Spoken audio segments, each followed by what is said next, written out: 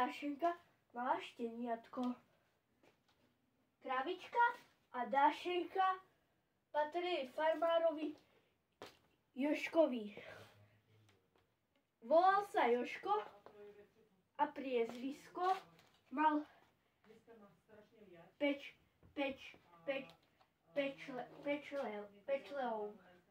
Pečleovský.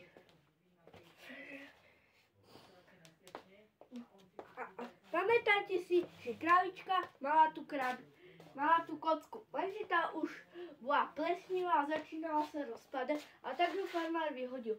Kravička si užívala naplno a farmár mal veľa mliečka.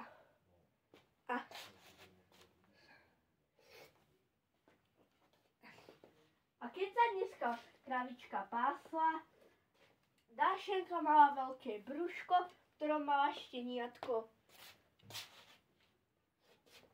Dášenka, teda kravička, poď zazvoniť farmárovi, povedala Dášenka.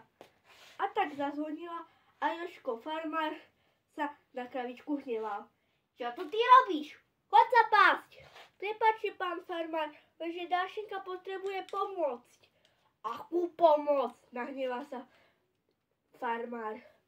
No, má veľké brúško a má v ňom šteniatko. O čom to rozprávaš? Poďte sa pozrieť. A tak zavolal veterinára a išli za ním. A už mali šteniatko. Pekne sa hralo, bežkalo a užívalo si a hralo sa. A kravička sa pýtala, ako sa bude volať? Bude sa volať Adam? Nie. Peter? Bude sa volať Hík? Nie.